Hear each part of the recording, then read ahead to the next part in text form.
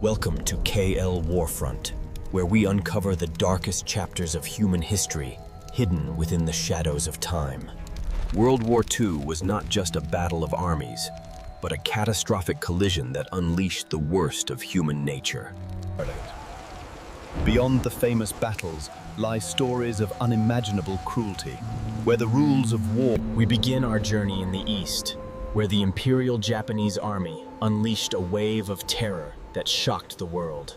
In December 1937, the city of Nanking fell, marking the start of 6 weeks of absolute nightmare for its citizens. Soldiers were given free rein to loot, burn, and kill, turning a majestic capital into a slaughterhouse of unprecedented proportions.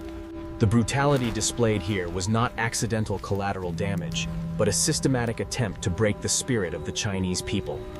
The Yangtze River ran red with blood, as thousands of bodies were dumped into the water, clogging the flow of life.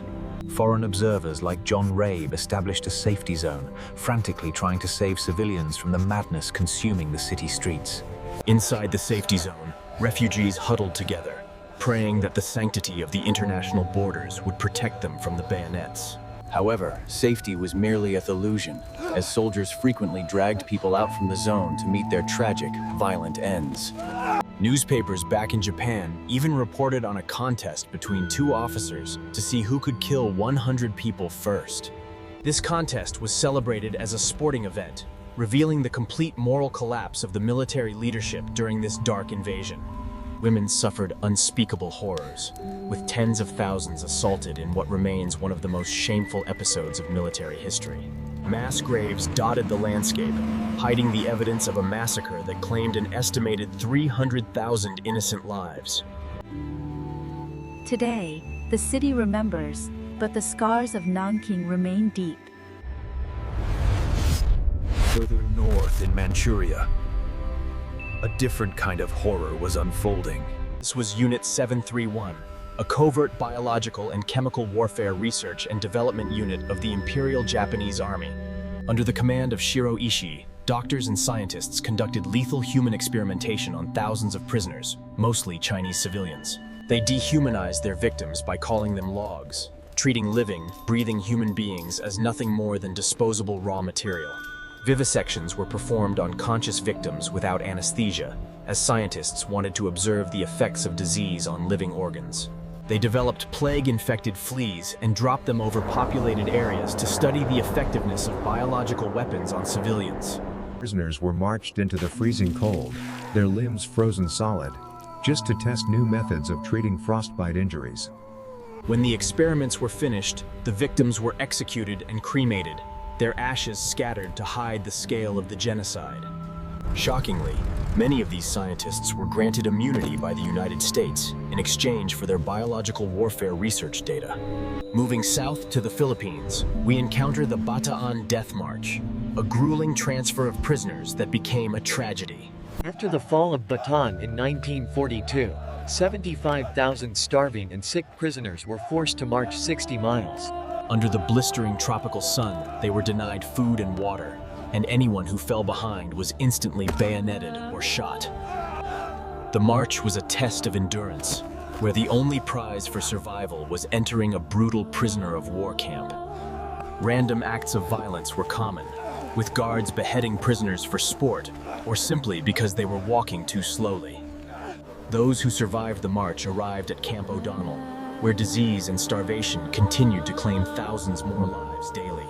3 years later, the Battle of Manila turned the Pearl of the Orient into a scene of absolute devastation and horror. As American forces approached, trapped Japanese troops unleashed their fury on the civilian population in a final act of defiance. Even places meant for healing and shelter were overtaken, as civilians seeking safety found themselves exposed to the same violence consuming the city.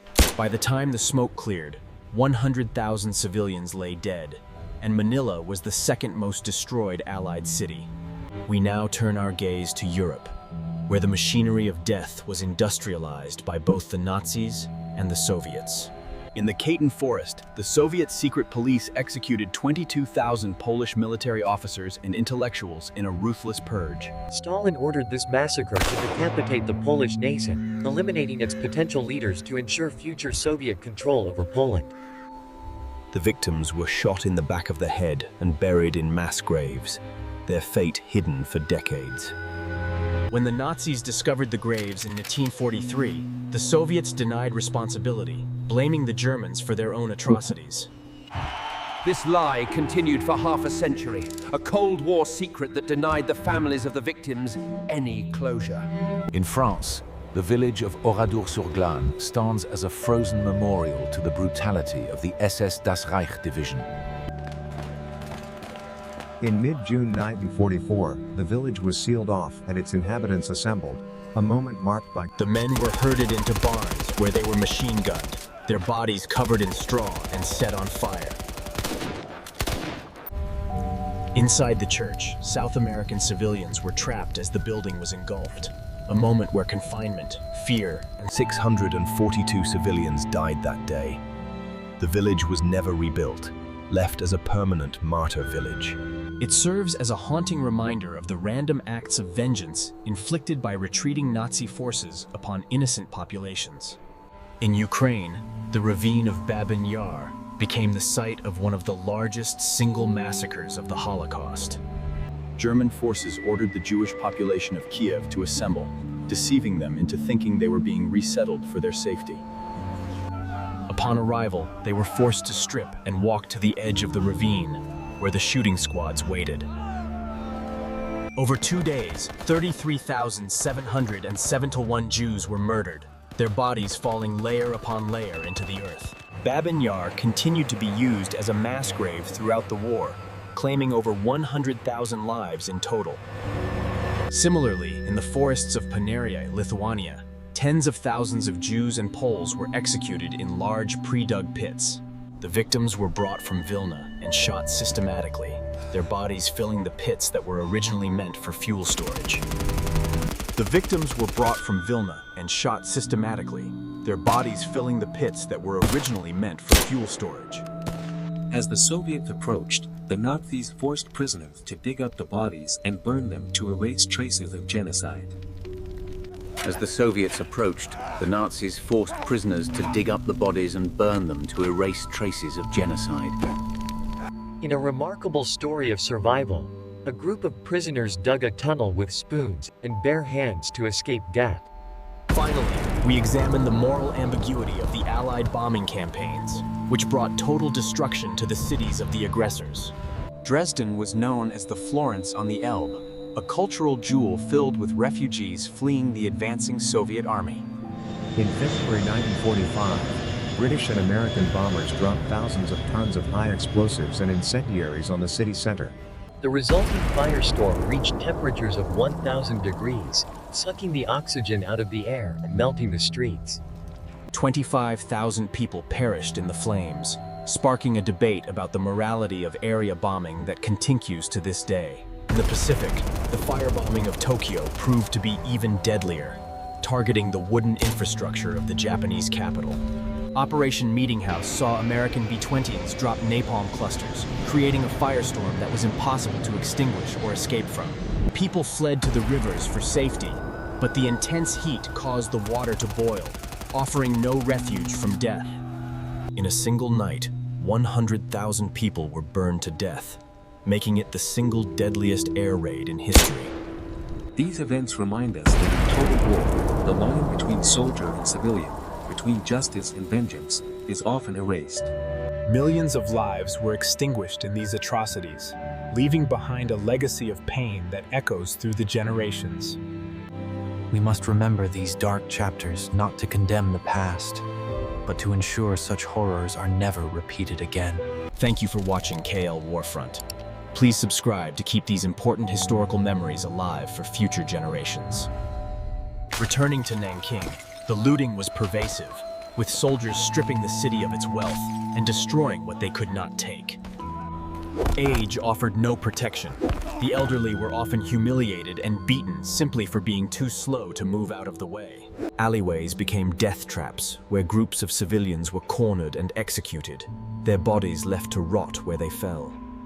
The destruction of culture was also a goal, as libraries and historic sites were targeted to erase the Chinese identity.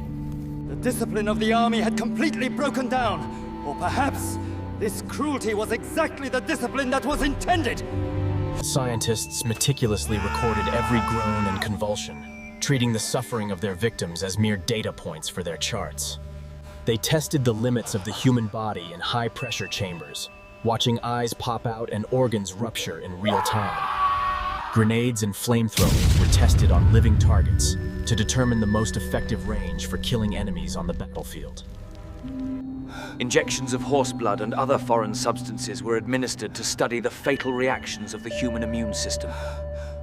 Camaraderie was the only thing keeping many alive, as soldiers supported their weaker brothers, refusing to leave them behind to die. Brave Filipino civilians risked their lives to throw food and water to the prisoners, often suffering severe punishment for their kindness. Brave Filipino civilians risked their lives to throw food and water to the prisoners, often suffering severe punishment for their kindness.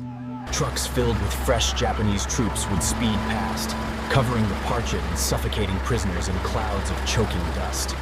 At night, they were packed into small enclosures with no room to lie down, denied sleep, and forced to sit in filth. Many marched barefoot after their boots wore out, leaving bloody footprints on the jagged rocks of the endless road. At De La Salle University, refugees thought they were safe, but Japanese soldiers stormed the halls, hunting down every hiding civilian. The liberation of Manila required brutal close-quarters combat, forcing American troops to destroy the city they had come to save. The historic walled city of Intramuros became a fortress where the Japanese made their final, suicidal stand against the inevitable. When the guns finally fell silent, the survivors emerged from the rubble, ghosts wandering through the graveyard of their former home. The destruction of Manila remains a deep scar in Filipino history, a tragic price paid for the liberation of the islands. The Soviets systematically destroyed the personal documents of the victims, attempting to erase their identities along with their lives. Back home, thousands of families waited in vain for news, unaware that their husbands and fathers were already lying in cold graves. Forensic analysis revealed that German ammunition was used, a Soviet trick to frame the Nazis for the crime they committed. It took until 1990 for the Soviet Union to finally admit responsibility and reveal the truth about the Katyn massacre. The doctor's car still sits in the village square, a rusting relic that anchors the memory of that day in physical reality. Everyday objects like sewing machines and bicycles remain where they were left, freezing the moment of interruption for eternity. The faces of the victims look out from their tombstones, reminding visitors that these were real people with dreams and futures. Nature has reclaimed the ravine, covering the site of horror with green trees. But the earth still holds the memory. Monuments now stand to honor the victims, ensuring that the silence of the ravine is broken by the voice of history.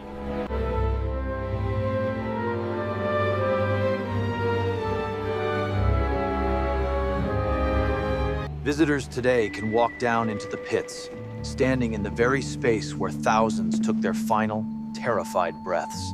Personal items recovered from the earth tell the silent stories of the individuals who were erased from existence here. Those who made it to the shelters were often suffocated as the firestorm above consumed all the oxygen in the city. The magnificent Frauenkirche collapsed 2 days after the bombing, its ruins left for decades as a monument against war. It was eventually rebuilt, stone by stone, a symbol of reconciliation between the former enemies of Germany and the Allies. The canals were choked with the dead, a grim testament to the fact that there was simply nowhere to hide. While the imperial palace was spared, the surrounding working-class districts were completely incinerated, wiping out entire families in an instant. General Curtis LeMay famously admitted that if the United States had lost the war, he would have been tried as a war criminal. The firebombing of Tokyo actually destroyed a larger area and killed more people immediately than the atomic bombing of Hiroshima. Today, Tokyo is a bustling metropolis, having risen from the ashes to become a symbol of peace and economic power. Reconciliation has allowed former enemies to meet as friends, acknowledging the pain of the past while looking towards the future. We honor the memories of the fallen by teaching the next generation the value of peace and the cost of war. From the ravines of Ukraine to the streets of Nanking, the map of World War II is marked by these scars.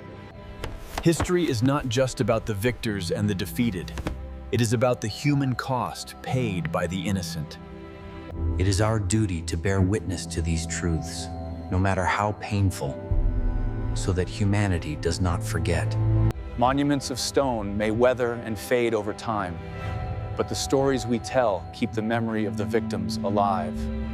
Let us hope that by understanding the darkness of our past, we can navigate towards a brighter and more peaceful future. Never again should we allow hatred and dehumanization to lead us down the path of destruction and mass slaughter.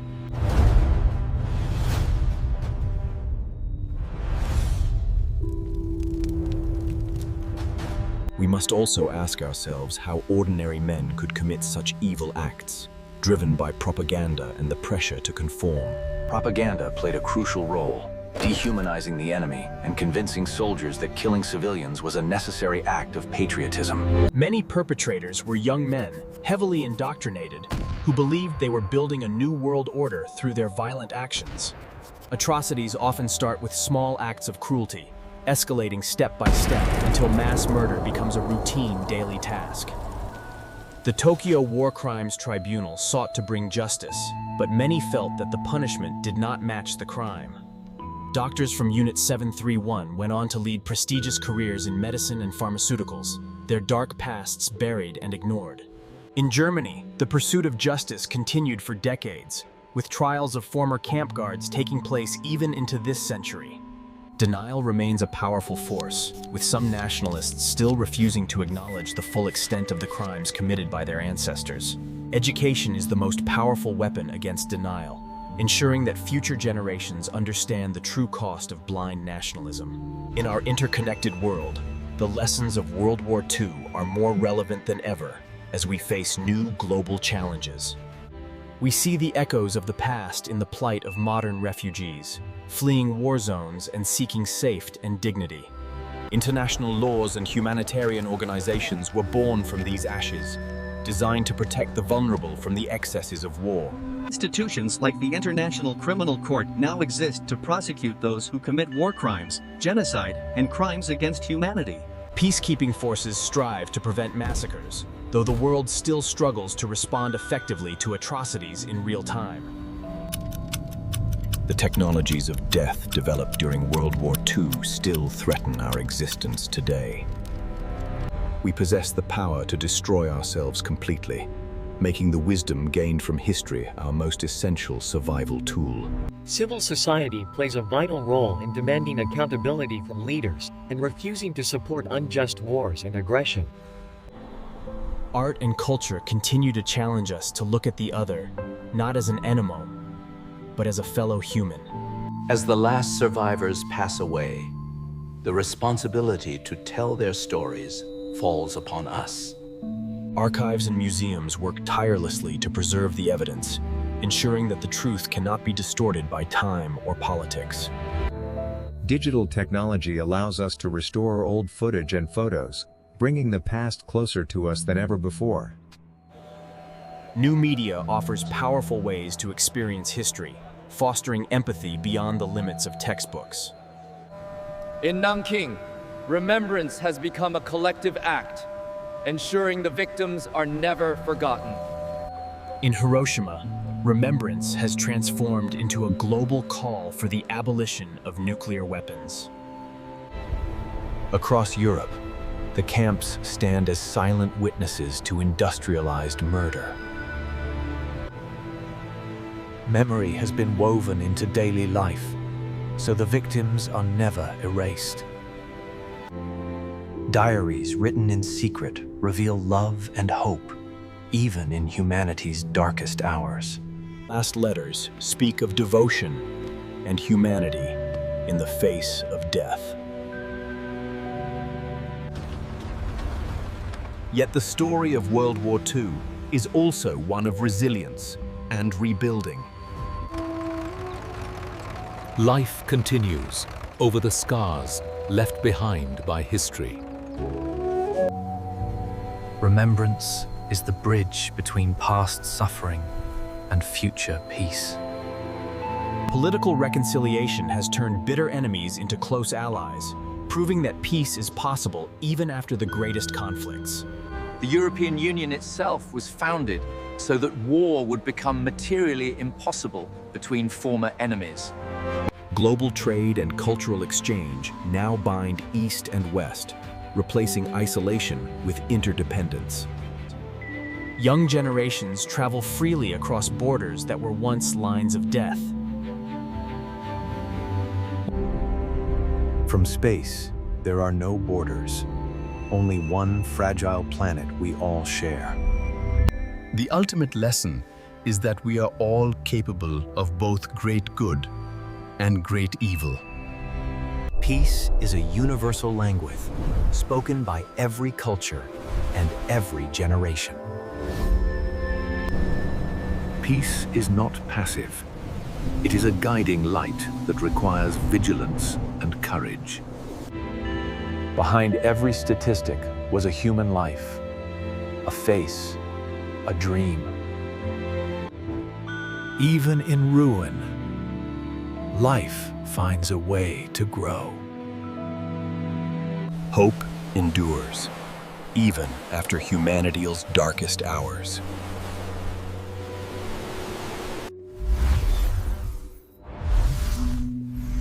Knowledge shared is memory preserved. Explore our channel for more in-depth examinations of history's defining moments. We invite you to share your reflections with respect and thoughtfulness.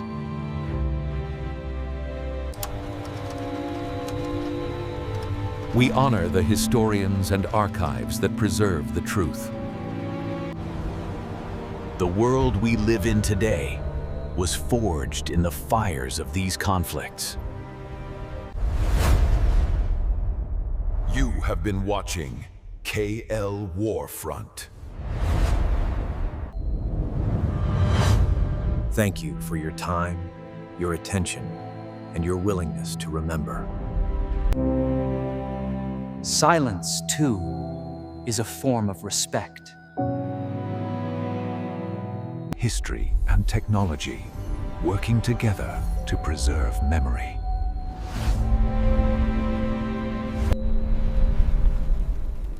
Next time, we explore the Cold War. May we learn from the past to protect the future.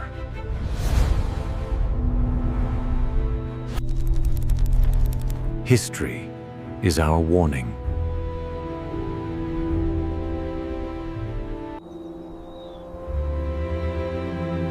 Peace remains our responsibility. Archives preserve the written record of suffering, ensuring evidence endures beyond denial, time, and political convenience. Technology restores forgotten faces, bringing the past closer, sharper, and harder to ignore. New media allows younger generations to experience history, transforming memory into empathy. History echoes in the present, as civilians once again flee violence in search of safety. Peacekeeping is an imperfect shield, yet often the last line against mass violence. Even after destruction, life insists on returning. Each chapter ends, but the lessons must remain open. Memory lives on when it is seen, understood, and carried forward. From ruin, the world rebuilds. History must guide us, or we repeat its darkest turns.